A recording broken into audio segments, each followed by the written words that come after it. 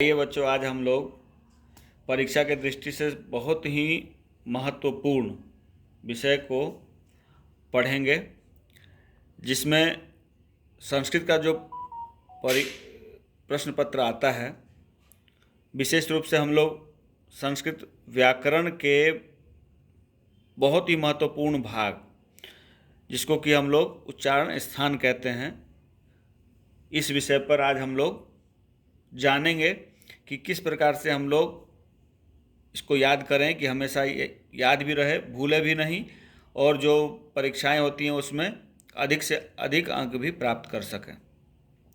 बच्चों, उच्चारण स्थान किसे कहते हैं? पहले तो इस बात को का जानकारी होना चाहिए कि उच्चारण स्थान किसे कहते हैं। तो हम लोग जितने भी वर्णों को अपने मुंह से बोल पाते हैं और बोलने के क्रम में जिह्वा जो है हमारी जिस जिस अंग को टच करती है, उन सभी अंगों के अलग अलग उच्चारण स्थान हैं, उच्चारण होने वाले वर्ण हैं, जिनको कि महर्षि पाणिनि के द्वारा बहुत ही सूक्ष्मता से सूत्रबद्ध किया गया है, जिससे कि हम लोग बहुत आसानी से उसको याद कर पाएंगे और सीख पाएंगे।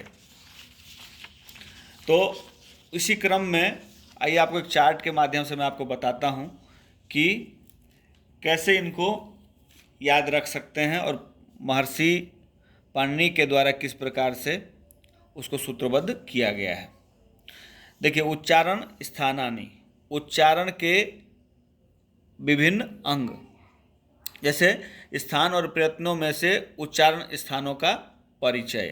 तो जितने भी वर्ण हैं उन सभी का परिचय है, जिसमें सबसे पहला पाणिनि के द्वारा सूत्र जो लिखित है वह है अकुह विसर्जनीयानाम कंठः। कंठः अर्थात हमारे गले के पास जो कंठ है, जिससे ध्वनि निकलती है, उसे ही कंठ कहते हैं। अकुह विसर्जनीयानाम कंठः। अ कु ह विसर्ग, इन सभी वर्णों का उच्चारण स्थान क्या है? कंठः। और सूत्र रूप में हम लोग कैसे याद रख सकते हैं? ये देखो, अ, आ और प्लुत आ, इसको हम प्लुत आ कहते हैं, क्योंकि ये दीर्घ मात्रिक है, इसलिए हम इसको प्लुत मात्रिक आ कहते हैं। अ से रिलेटेड या अ की तरह दिखने वाले जितने भी वर्ण हैं, इन तीनों वर्णों का इस अ से हमें सूचना प्राप्त होती है। इन तीनों वर्णों का, उसके बाद कु मतलब हो गया पूरा कवर्ग। कवर्ग में कौन कौन से वर्ण आते हैं? क ख ग घ ङ। यहाँ भी देखिए, क ख ग घ ङ। उसके बाद विसर्जनीय नाम कंठ। उसके बाद क्या है? ह, कु ह विसर्ग। इन सभी वर्णों का उच्चारण स्थान कंठ होता है। अगर आप इसी सूत्र को याद कर लेंगे तो आपको ये सभी वर्णों का जो उच्चारण स्थान है वो याद रहेगा। इसी प्रकार से है इचु यशानाम तालु। ई चू य शानाम तालु। तालु का मतलब हमारे मुख के अंदर जो ऊपर का भाग होता है, उसमें बीच से बांट करके आगे का जो भाग है आधा तालु कहलाता है और पीछे का आधा भाग मूर्धा कहलाता है। तो तालु से उच्चारित होने वाले वर्ण ई, बड़ी ई और प्लुत ई, जिस प्रकार से अ एक ही परिवार के तीनों थे, एक ही तरह दिखने वाले, उसी प्रकार से ये भी तीनों एक तरह के ही दिखने वाले हैं।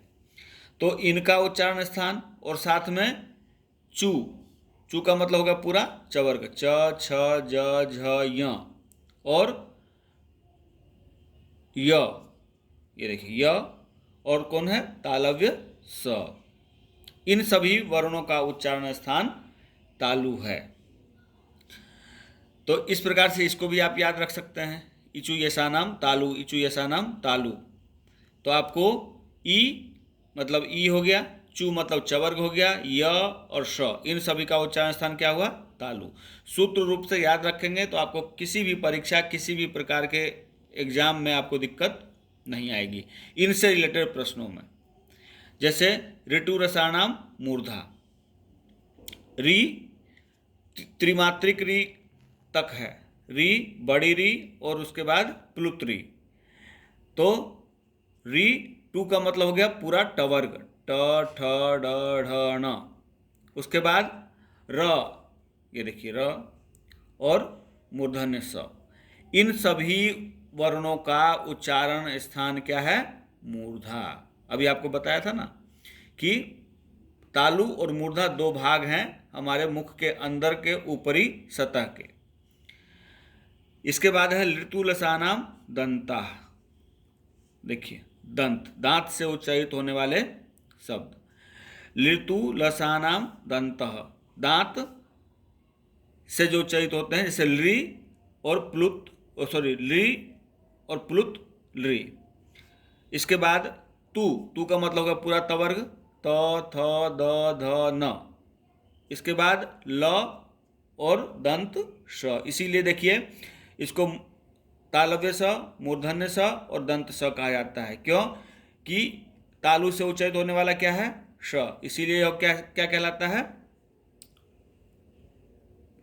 ताल वाला वर्ण। उसके बाद तालव्य स कहलाता है ये। इसके बाद ऋतुसानम मूर्धा। ठीक है, ये वाला स किससे उच्चारित होता है? मूर्धा से, इसीलिए इसको क्या कहते हैं? मूर्धन्य स। इसके बाद है ऋतुलसानाम दंतः। यहाँ पर क्या है? दंत से उच्चारित होने वाला वर्ण कौन? श। तो क्या हुआ? ऋतुलसानाम दंतः। ये आपको याद रखना होगा जिससे कि